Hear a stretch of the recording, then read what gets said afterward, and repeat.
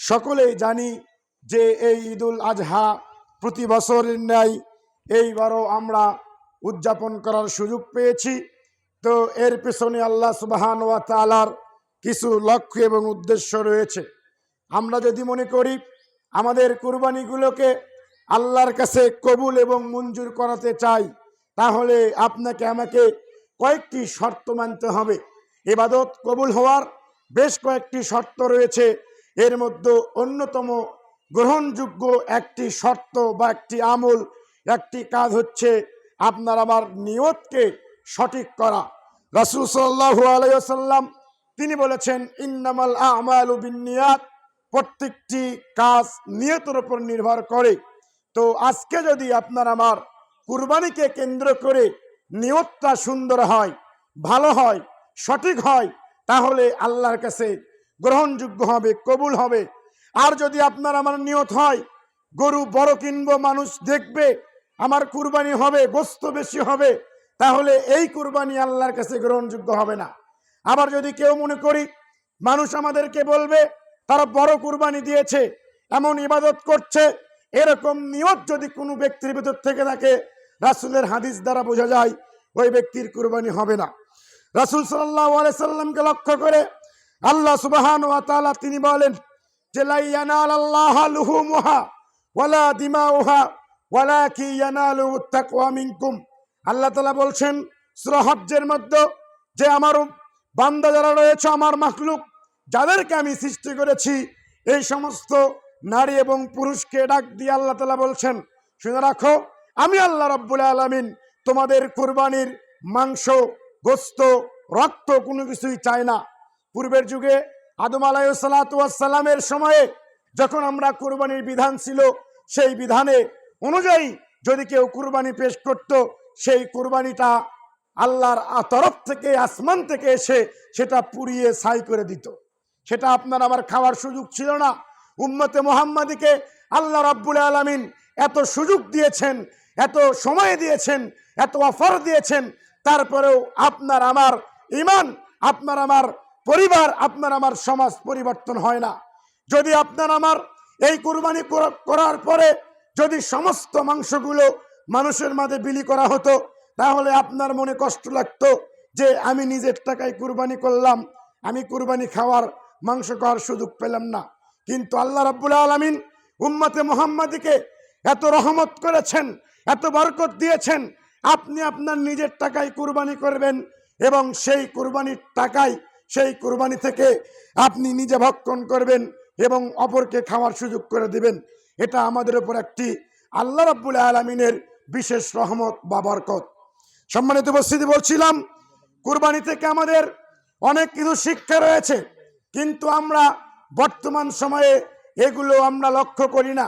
আমরা শুধু মনে করি কুরবানি একটি আনুষ্ঠানিকতা, কুরবানি দিতে হয় প্রতি বছর, তাই আপনাকে আমাকে উদযাপন করতে হয়। এটা এমন কোনো বিষয় নয় যে প্রতি বছর আসবে আপনি আমি পালন করব, এমন নয়। এই কুরবানি আসে আপনাকে পরিবর্তন করার জন্য, আমাকে পরিবর্তন করার জন্য। যদি কুরবানির মাধ্যম দিয়ে আপনার আমার জীবন পরিবর্তন না হয়, আপনার আমার সমাজ পরিবর্তন না হয়, তাহলে বুঝতে হবে এই কুরবানির মাধ্যমে আপনার আমার কোনো উপকার হয় না। কারণ রাসূল সাল্লাল্লাহু আলাইহি সাল্লামের যুগ থেকে শুরু করে, আদম আলাইহিস সালাম থেকে শুরু করে যারা এই কুরবানি বিধানকে পালন করেছেন, তার মাধ্যম দিয়ে তারা কিছু না কিছু শিক্ষা গ্রহণ করেছে। আমরাও তেমনি ভাবে এই কুরবানি থেকে, এই ঈদ থেকে, ঈদুল আজহা থেকে আপনাকে আমাকে শিক্ষা গ্রহণ করতে হবে। এক নম্বর শিক্ষা, সেটা হচ্ছে তাকওয়ার শিক্ষা অর্জন করতে হবে। কারণ আল্লাহ রাব্বুল আলামিন আপনার আমার তাকওয়া দেখবেন, আপনার আমার আমল দেখবেন, আপনার আমার পাওয়ার দেখবে না, আপনার আমার ক্ষমতা দেখবে না, আপনার আমার দাপট দেখবে না। অতএব আপনাকে আমাকে সবচেয়ে বড় শিক্ষণীয় বিষয় হচ্ছে এই রমজান, এই ঈদুল আজহা থেকে আপনার অন্তরটা, আপনার তাকওয়াটা, আমার তাকওয়াটা কেমন রয়েছে, এটাই হচ্ছে আল্লাহর কাছে সবচেয়ে বড় পরীক্ষা। এরপরে দেখুন, এই তাকওয়ার ভিতরে অন্য একটি কাজ পড়ে যায়। আমরা যদিও জানি কুরবানির মাংসকে 3 ভাগে ভাগ করতে হয়, ইখতিলাফি মাসালা। কেউ বলেছে 3 ভাগে ভাগ করার প্রয়োজন নেই, আবার কেউ বলেছে ভাগ করলে ভালো। তো আমরা যেটা ভালো মনে করি সেটাই করব। কিন্তু একটা হাদিস আল্লাহ রাসূল সাল্লাল্লাহু আলাইহি সাল্লামের স্ত্রী আম্মাদান আয়েশা রাদিয়াল্লাহু তাআলা আনহা তিনি বলছেন যাবাহু শাতান, আল্লাহর নবী একটি বকরি জবাই করেছিলেন। এরপর আল্লাহর নবী ফিরে এসে বলছেন, আয়েশা এই বকরি থেকে কিছু আছে কি? তখন তিনি বললে ইল্লা কাতিফুহা, বকরির থেকে শুধুমাত্র একটা রান রয়েছে। একটা বকরির যদি 10 কেজি মাংস হয়, একটা বকরির যদি 20 কেজি মাংস হয়, তাহলে একটা রান থেকে সর্বোচ্চ 10 কেজি মাংস হলে সেটা 2 কেজি হবে বা 3 কেজি হবে, 20 কেজি ওজনের 5 কেজি হবে, এর বেশি হবে না। তাহলে আল্লাহর নবীর হাদিস থেকে আমরা বুঝতে পারি আল্লাহর নবী বকরি জবাই করলেন, করার পরে সব কিছু তিনি দান করলেন আত্মীয় স্বজনের মধ্যে, তার গরিব মানুষের মধ্যে বন্টন করে দিলেন, আর শুধুমাত্র থাকলো একটি রাত। কিন্তু আজকে আমাদের সমাজে আমরা যদি মনে করি যে আমাদের কোরবানি গোশত খাওয়ার উদ্দেশ্য হয়, তাহলে সেই নিয়ত করে যদি আপনি করি তাহলে কোরবানি হবে না। আপনি বলতে চাবেন, আমি বলতে চাবো যে আমি 3 ভাগ করেছি, 3 ভাগ করে 2 ভাগ দিয়ে দিয়েছি, 1 ভাগ রেখে দিয়েছি। যদি আপনার সমাজে, আমাদের সমাজে আত্মীয় স্বজন ফকির মিসকিন বেশি হয়ে যায়, তাহলে আপনাকে বেশি মাত্রায় দান করতে হবে। এটাই আল্লাহ নবী সাল্লাল্লাহু আলাইহি সাল্লাম এই হাদিস থেকে বোঝাচ্ছেন।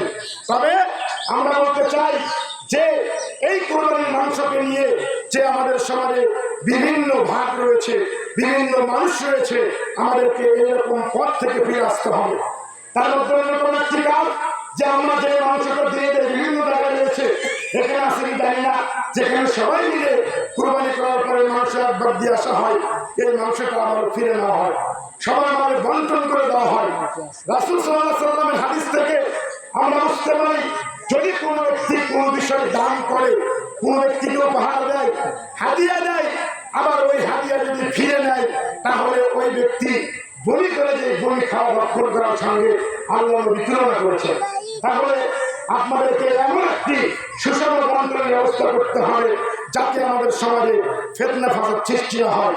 সমাজের মধ্যে অনেক মানুষ রয়েছে, একজন এক কথা বলবে, আরেকজন আরেক কথা বলবে, এটা প্রত্যেকটা সমাজের নিয়ম এবং নীতি।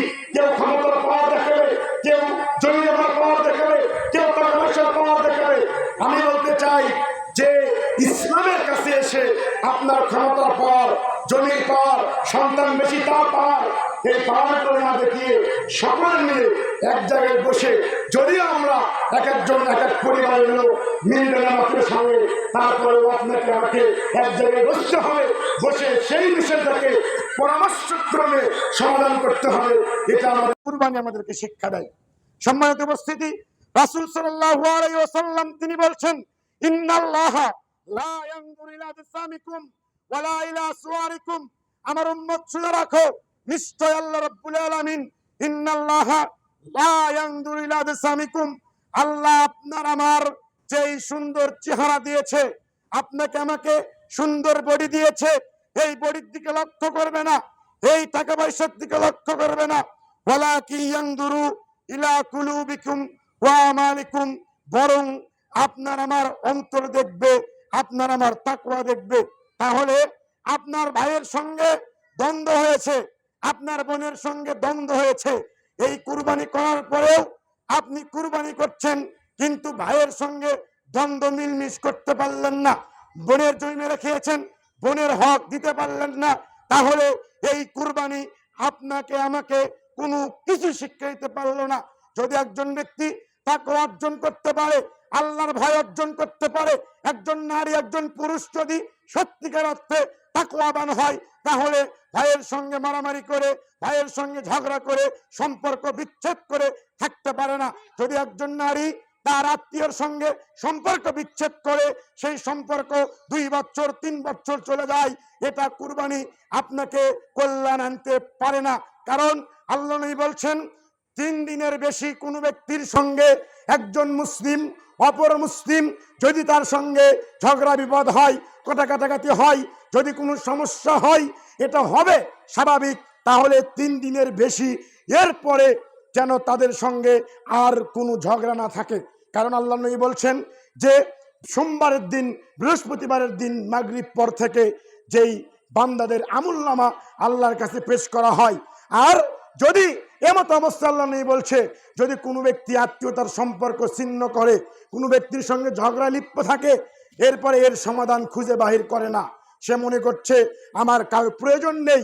আমাদের সমাজের মানুষের এমনই অবস্থা যে সে মনে করে আমার টাকা আছে, টাকাই আমাকে সব করবে। আমাদের সমাজের মানুষের এমনই অবস্থা, আমার জমি আছে, অর্থ রয়েছে, আমার 10-12টা সন্তান রয়েছে, তারাই রক্ষা করবে, তারা আপনার কেউ রক্ষা করবে না। হয়তোবা সাময়িক এই দুনিয়াতে আপনার পাশে দাঁড়াবে, তবুও আপনার স্বার্থের কারণে, ওই ব্যক্তির স্বার্থের কারণে দাঁড়াবে। আল্লাহ নবী বলছেন, আল্লাহ তাআলা বলছেন, ইয়াউমা ইয়াফিররু মারউ মিন আখি। আল্লাহ নবী বলছেন, আল্লাহ তাআলা বলছেন, শুনে রাখো, ইয়াউমা ইয়াফিররু মারউ মিন আখি। কিয়ামতের দিন যখন আল্লাহ রাব্বুল আলামিন মানুষের উম্মতে মুহাম্মাদির বিচার কার্য শুরু করবেন, এমত অবস্থায় আল্লাহ তাআলা বলছেন, সেই দিন তার ভাইয়ের কাছ থেকে পলায়ন করবে, একজন স্ত্রী তার স্বামীর কাছ থেকে পলে চলে যাবে, একজন মা তার সন্তানের কাছ থেকে চলে যাবে। সেই দিন কিয়ামতের দিন বিভীষিকাময় ময়দানে আপনার আমার পাশে কেউ থাকবে না।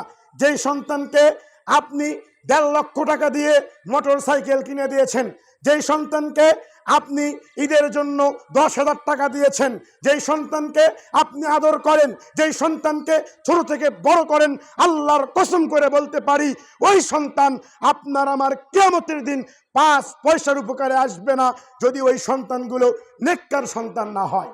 তাহলে এই দুনিয়াতে এত কষ্ট করে টাকা উপার্জন করে সন্তানকে বড় করে, তার স্ত্রীকে ভরণ পোষণ দিয়ে ছেলে মেয়েকে বড় করে যদি আখিরাতে গিয়ে কিছু পাওয়া না যায়, তাহলে এই দুনিয়াটা আপনার আমার জন্য পুরোটাই ব্যথা, পুরোটাই ব্যথা। এই দুনিয়ার কোনো মূল্য নেই। অতএব বলতে চাই, এই কুরবানি আমাদেরকে মুসলিমদের সঙ্গে একতাবদ্ধভাবে, সকলে দলবদ্ধভাবে, কাঁধে কাঁধ মিলিয়ে, হাতে হাত মিলিয়ে সমস্ত কাজ করার শিক্ষা দেয়, যার বাস্তব প্রমাণ এই জিলহজ মাসের সবচেয়ে গুরুত্বপূর্ণ মাস অন্যতম একটি আমল হচ্ছে যে হজ পালন করা। যাদের সামর্থ্য রয়েছে তারা হজ আদায় করেছেন, সেখানে সারা বিশ্ব থেকে মুসলিম একত্রিত হয়েছে। এই হজ আমাদেরকে জানিয়ে দেয় যে মুসলিম বিশ্ব কখনো বিচ্ছিন্ন থাকতে পারে না, একটা সমাজের লোক কেউ বিচ্ছিন্ন থাকতে পারে না, তাদেরকে একতাবদ্ধভাবে কাজ করতে হবে। অতএব এই কুরবানিও আমাদেরকে শিক্ষা দেয় যে আপনাকে আমাকে একতাবদ্ধভাবে, জামাতবদ্ধভাবে, পরামর্শের ভিত্তিতে সমাজ গঠন করতে হবে। এটা হচ্ছে কুরবানির অন্যতম শিক্ষা। সম্মানিত উপস্থিতি, এই পর্যায়ে আরেকটি হাদিস উপস্থাপন করি যে আমাদের সমাজে ভাগে কুরবানি নিয়ে বিভিন্ন মতামত রয়েছে, তবে সঠিক মাসআলা হচ্ছে ভাগে কুরবানি দেওয়া জায়েজ, কিন্তু এর পর্যায়ে বেশ কিছু কথাবার্তা রয়েছে। আলেম ওলামা সালফে সালেহিন বলেছে ভাগে কুরবানি দেওয়া জায়েজ, সুন্নাত, তবে একা দেওয়া উত্তম, আপনার যেটা ভালো হয় সেটা করবেন। কিন্তু এখানে ভাগে কুরবানি গিয়ে একটি বিষয় সমস্যা, যে যদি আমরা 5 জনে কুরবানি দেই, 5 জনের মধ্যে দেখবেন 2 ভাই যদি 50,000 টাকা হয়, তাহলে 4 জন 50,000, 40,000 টাকা দিয়েছে, আর 2 ভাই মিলে 5,000 করে 10,000 দিয়ে ওই 4 জনের সঙ্গে আর 2 জন মিলে 5টা ভাগ দিয়েছে। তাহলে এখানে যেহেতু ভাগে কুরবানি জায়েজ, তার মানে একজনের পক্ষ থেকে যদি 2 জন মিলে একটা ভাগ নেয়, গরুর ভাগ, তাহলে ওই কুরবানি হবে না, ওই কুরবানি হবে গোস্ত খাওয়া, এছাড়া আর কিছু হবে না। অতএব যারা এরকম করেন, যদি আপনার সামর্থ্য না থাকে ছোট বকরি কেনার সামর্থ্য, ছোট বকরি কিনবেন। যদি আপনার গোস্ত খাওয়ার ইচ্ছা হয় গোস্ত কিনে খাবেন, কিন্তু কুরবানির ভাগের ভিতরে এইভাবে কেউ কোনো ভাগ নেবেন না বা দিবেন না, দিলে ওই কুরবানি হবে না। কারণ পরিবারের পক্ষ থেকে কুরবানি, যখন এক ভাগের মধ্যে 2 জন ব্যক্তি টাকা দেবে, তখন 2টো ভাগ হয়ে গেল। অতএব এই ভাগ এইভাবে চলবে না, আপনাদেরকে এই বিষয়ে লক্ষ্য রাখতে হবে। আরো কয়েকটি কথা, যে এই কুরবানি থেকে আমাদের অনেকগুলো শিক্ষণীয় বিষয় রয়েছে। আমরা কয়েকটি কথা বলি, সেটি হচ্ছে, সর্বশেষে বলি যে আমরা যা কিছুই করি না কেন, যা কিছু এই দুনিয়াতে আমরা করি, আমাদের ছেলে মেয়েদের জন্য করি, আমাদের পরবর্তী প্রজন্মের জন্য করি। সেই পরবর্তী প্রজন্ম যদি দিনদার না হয়, আমি তার মানে বলছি না যে আপনার ছেলেকে মাদ্রাসায় পড়াতে হবে, এটা না। আপনার প্রয়োজন ডাক্তার বানান, ডাক্তার বানাবেন, ইঞ্জিনিয়ার বানাবেন, কোনো সমস্যা নাই, কিন্তু আপনার পরিবারে সালাত থাকতে হবে। আজকে যদি আমরা বলি ফজরের নামাজ যখন মসজিদে যায়, জুমাতে যায় বা ফজরের সময়তে জামাতে যায়, তখন মসজিদে 2 কাতার মানুষ হয়। তাহলে ঈদের মাঠে এতগুলো মানুষ যে আসলো, তাহলে এই সমস্ত মানুষরা কি মুসলিম না? সবাই আমরা মুসলিম দাবি করি, সবাই বলি আমরা ইমানদার, আমাদের বাপ দাদাই ইমানদার মুসলিম ছিল, দাবি করার পরে সালাত পড়তে যায় না, তাহলে বেনামাজি হচ্ছে কাফের। একবারে ডাইরেক্ট ফতোয়া, বেনামাজি কাফের, এতে কোনো সন্দেহ নাই। যদি কোনো ব্যক্তি বলে সালাতকে অবহেলা করে ইচ্ছা করে সালাত আদায় করে, তাহলে সেই ব্যক্তি কাফের হয়ে যাবে, এতে কোনো সন্দেহ নেই। আর কাফের মুশরিকের কোনো ইবাদত তো আল্লাহ কবুল করে না। অতএব যারা বেনামাজি, যারা নামাজ এখনো পড়ে না, ফজরের নামাজ আজকেও পড়ে নাই, তাদেরকে বলতে চাই এই মাঠ থেকে বের হওয়ার পূর্বেই তওবা করে আপনি কুরবানি করবেন, না হলে আপনার কুরবানি হবে না। কারণ নামাজ না পড়লে কুরবানি হবে না, এটা একদম নিরেট কথা, এর ভেতরে কোনো ভেজাল নেই, এর ভেতরে কোনো সন্দেহ নেই। নামাজ যার নাই তার দিন নাই, নামাজ যার নাই তার সালাত, তার হজ নেই, তার জাকাত নেই, তার দান নেই, তার কোনো কিছুই নাই। অতএব যদি আপনি পরিবর্তন করতে না পারেন, সর্বশেষ আয়াতটা বলি, আল্লাহ তাআলা বলছেন খাতামাল্লাহু আলা কুলুবিহিম ওয়া আলা আবসারিহিম গিশাওয়াতুন। আল্লাহ তাআলা বলছেন, আল্লাহ রাব্বুল আলামিন ওই ব্যক্তির অন্তরে মোহর মেরে দিয়েছেন। কি করেছেন? যারা এই বক্তব্য শোনার পরে যদি অন্তর পরিবর্তন না হয়, যদি ভয় না আসে, আল্লাহর ভীতি না আসে, তাহলে বুঝতে হবে আল্লাহ আপনার কান বন্ধ করে দিয়েছে, আপনার অন্তরে পাথর মেরে দিয়েছে, আপনার অন্তরে পরিবর্তন হবে না, আপনার অন্তর পরিবর্তন হয় না। কারণ আল্লাহ আপনাকে চক্ষু দিয়েছেন, তারপরেও না দেখার ভান করছেন। আল্লাহ আপনাকে কান দিয়েছেন, শুনেও না শোনার ভান করছেন। আল্লাহ আপনাকে বুদ্ধি দিয়েছে, মেধা দিয়েছে, সব কিছু জানার পরেও আপনি করছেন না। আল্লাহ তাআলা বলছেন বালহুম আজাল, এরা হচ্ছে পশুর থেকেও খারাপ জাতি। আল্লাহ তাআলা এক জায়গায় বলছে যে মানুষকে সর্ব উত্তম আকৃতি সৃষ্টি করেছে, মানুষ আশরাফুল মাখলুকাত, সবচেয়ে ভালো, সবচেয়ে পাওয়ারফুল ব্যক্তি হচ্ছে মানুষ। সেই মানুষ যখন এগুলো শোনে না, মানে না, তখন আল্লাহ তাআলা বলছেন এরা হচ্ছে পশুর থেকেও খারাপ। তো যাই হোক, আমরা বলতে চাই, দোয়া করি যে আল্লাহ সুবহানাহু ওয়া তাআলা, আমরা যারা সলাৎ পড়ি না, মনে কিছু নিয়েন না, সলাৎ না পড়লে কোনো জায়গায় ঠাঁই নেই। যদি আজকে একজন পিতা তার সন্তানকে বলে, অনেকেই বলে কিন্তু পারে না, সন্তান দুষ্ট হয়ে গিয়েছে, কেন? হয়তো কথা শোনে না, বিভিন্ন বন্ধুর সাথে মিশে গিয়েছে। তবে আপনার যে দায়িত্ব পালন করতে হবে, সন্তানকে বলতে হবে সলাৎ পড়ার জন্য। যদি আপনি না বলেন, ওই যে কিয়ামতের দিন আপনাকে ধরবে যে আপনার দায়িত্ব পালন করেছেন কিনা। অতএব বলতে চাই যে আমরা যারা এখনো ফজরের নামাজ না পড়েছি, তারা আমরা অন্তত আজকে থেকে তওবা করে নামাজ শুরু করবো ইনশাআল্লাহ। আল্লাহ তৌফিক দে, আল্লাহুম্মা আমিন। এবং আমি দোয়া করি আল্লাহ রাব্বুল আলামিন, যারা আমরা কুরবানির নিয়ত করেছি, আমাদের কুরবানি করুন, আল্লাহুম্মা আমিন। আমরা দোয়া করি আল্লাহ রাব্বুল আলামিন আমাদের এই ঈদটাকে, ঈদুল আজহাকে সাফল্যমণ্ডিত করছে, আল্লাহুম্মা আমিন। এবং আমরা যেই কুরবানিগুলো দিব, আমাদের আত্মীয় স্বজন এবং যারা গরিব দুঃখী রয়েছে, এই মাংস দিয়ে তাদের পাশে আমরা দাঁড়াবো, আল্লাহুম্মা আমিন। পরিশেষে দোয়া আল্লাহ রাব্বুল আলামিন আমাদেরকে সুস্থ রাখো, আল্লাহুম্মা আমিন। এবং দোয়া করি আমাদের মধ্য থেকে যারা চিরবিদায় নিয়ে চলে গিয়েছে, কবরে শুয়ে রয়েছে, আল্লাহ রাব্বুল আলামিন সেই সমস্ত মানুষদেরকে আল্লাহ রাব্বুল আলামিন ক্ষমা করে দিয়ে জান্নাত, আল্লাহুম্মা আমিন। এবং আরো দোয়া করি যারা আমাদের মধ্যে অসুস্থ রয়েছে, যারা আমাদের মধ্যে ঋণগ্রস্ত রয়েছে, বিপদগ্রস্ত হয়েছে, আল্লাহ রাব্বুল আলামিন সেই সমস্ত ব্যক্তিদেরকে অসুস্থ থেকে সুস্থ, আল্লাহুম্মা আমিন। এবং আল্লাহ রাব্বুল আলামিন যারা ঋণগ্রস্ত, বিপদগ্রস্ত হয়েছে, আল্লাহ রাব্বুল আলামিন তাদেরকে ঋণ থেকে বিপদ রাখ, আল্লাহুম্মা আমিন।